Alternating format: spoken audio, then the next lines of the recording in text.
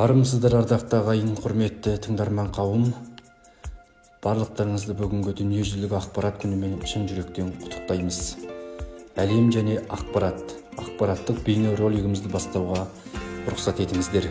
Жыл сайын 26 қарашада аталып өтетін дүниежүзілік ақпарат күнін Біріккен ұлттар ұйымының экономикалық және әлеуметтік кеңестерінде бас консультативтік дәрежесі бар халықаралық ақпарат академиясы мен дүниежүзілік ақпараттық парламент 1994 жылы бекіткен.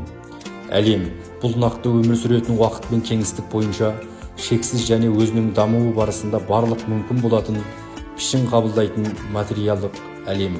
Ақпарат әртүрлі байланыс желілері арқылы беріледі. Электрлік, талшықты және тағы басқа. Қазіргі кезде біртұтас ақпараттық кеңістік пайда болды. Компьютерлік желілер құрылып дами бастады. Осыған байланысты техникалық жүйелерді немесе мобильдік телефон арқылы қашықтықтан басқару мүмкін болды. Ақпарат адам еңбегінің негізіне айналды. Адам өмірі үшін маңызды жақтарының барлығы ақпараттық технологиясыз жүзеге аспайды. Алайда әлем туралы түсінік бүгінгі түсінік деңгейімен аяқталмайды. Адамның қоршаған орта туралы түсінігін кеңейтетін үнемі жаңа идеялар пайда болып, жаңа ашылулар орын алып жатады. Әлемде болып жатқан өзгерістерді ақпарат арқылы ғана танып білуге болады.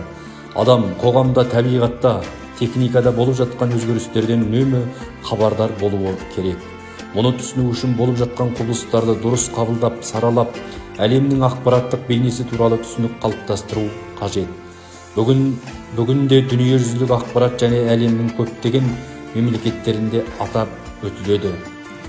Ақпарат кең мағынада бір адамнан екіншісіне ауызша, жазбаша немесе кез келген басқа тәсілдер арқылы берілетін мәліметтер. Сондай-ақ осы мәліметтерді беру мен алу процесі болып табылады. Ақпарат қазіргі әлемдегі ең басты құндылықтардың бірі деп атауға болады. Себебі ақпараты бар адамның қолында әлем бар деген сөз. Ақпараттың саны күннен күнге үдемелі қарқынмен арту үстінде. Бұрын армандай алмаған сандық технологиялар, компьютерлер, ұялы телефондар, интернет, планшеттер бүгінгі күннің ажырамас бөлігіне айналды. Бірақ онымен бәрімізде әртүрлі мазмұндағы ақпараттар массасының артуында болып жатқандығын атап өту керек. Ол ақпараттық жарылыс деп аталады. Соңғы уақыттары психологтар ақпараттық технологиялар алып жатқан ақпаратты дұрыс пайдалануды білмеу, ақпарат нақтырақ айтқанда оның сапасы мен көлемін қадағалай алмау ақпараттық күйзелістерге алып келеді. Ал мұның арты әлеуметтік зардаптарға және денсаулық проблемаларына ұласуы мүмкін. Ақпаратты жіберумен қатар қабылдап алуда, таратуда осы мағынаға келіп саяды. Ақпарат адам өмірінде маңызды рөл атқарады. 20 ғасырдың ортасынан бастап ғылым мен техниканың қарқынды дамуына байланысты ақпаратта адам өмірінде кең етек ала бастады.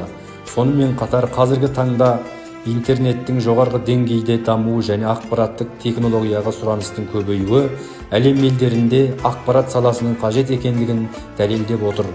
Ақпараттық салаға қатысы бар барша маман иелерін атаулы мерекелерімен шын жүректен құттықтаймыз.